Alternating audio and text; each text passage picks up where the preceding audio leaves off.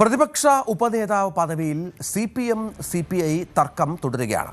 CPM ഇന്ന് നിലപാട് വ്യക്തമാക്കും. പ്രതിപക്ഷ നേതാവായി പിണറായി വിജയനെ CPM സംസ്ഥാന സമിതി ഇന്നലെ തീരുമാനിച്ചിരുന്നു. TG സയ്യിദുണ്ട്. സയ്യിദ്, ഇനിയിപ്പോൾ വീണ്ടും സതീശൻ പിണറായി പോര് അല്ലെങ്കിൽ തർക്കം നേർക്കുനേർ എന്നൊക്കെ പറയാവുന്ന തരത്തിൽ നിയമസഭയിൽ നമുക്ക് കാര്യങ്ങൾ കാണാം. ഈ പ്രതിപക്ഷ ഉപനേതാവുമായി ബന്ധപ്പെട്ട് CPI കാര്യങ്ങൾ കടുപ്പിച്ചിട്ടുണ്ട്. CPM വഴങ്ങാനുള്ള സാധ്യതയുണ്ടോ? നേരത്തെ അത്തരമൊരു പദവി കൊടുക്കില്ല എന്നുള്ള ചില നിരീക്ഷണങ്ങളൊക്കെ വന്നിരുന്നു. എന്താണ് മനസ്സിലാക്കേണ്ടത്? രഞ്ജിത്ത്, എന്തായാലും പ്രതിപക്ഷ നേതാവ് സംബന്ധിച്ച തീരുമാനം CPMന്റെ സംസ്ഥാന സമിതി ഇന്നലെ കൈക്കൊണ്ടതോടെ ഇനി ഉപനേതാവ് ആരാ എന്ന ചോദ്യമാണ്.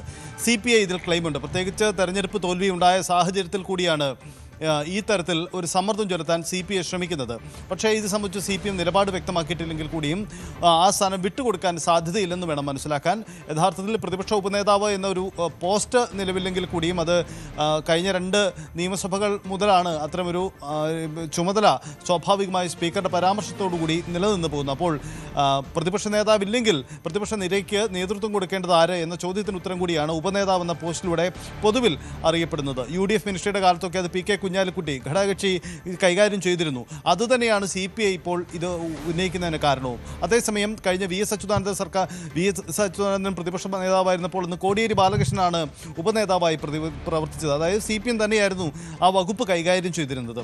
സ്വാഭാവികമായ ഒരു നീക്കമാണ് ഇത്തവണയും ഇവിടെ തന്നെ പ്രതീക്ഷിക്കുന്നത്. അതായത് CPI ക്ലെയിം ചെയ്യുന്നുണ്ടെങ്കിൽ കൂടിയും അത് വിട്ടുകൊടുക്കാനുള്ള സാധ്യത CPMന്റെ ഭാഗത്തു നിന്നില്ല.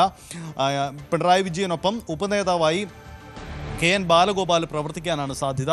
അതാണ് CPM കേന്ദ്രങ്ങൾ നൽകുന്ന സൂചന. എന്തായാലും ഇത് ഇടതുമുന്നണിയിൽ വലിയ തർക്കത്തിലേക്ക് പോകാനുള്ള സാധ്യതയില്ലെങ്കിൽ കൂടി CPI അവരുടെ ക്ലെയിം ഒന്നുകൂടി ശക്തമായി ഉന്നയിക്കാനുള്ള സാധ്യതയുണ്ട്. എന്തായാലും ഉപനേതാവ് സ്ഥാനത്തേക്ക് CPM നേതാവ് തന്നെ വരും. അത് KN ബാലഗോപാൽ തന്നെയാവാനാണ് സാധ്യത. ശരി, സയ്യിദ് വിവരങ്ങൾ പങ്കുവച്ചു.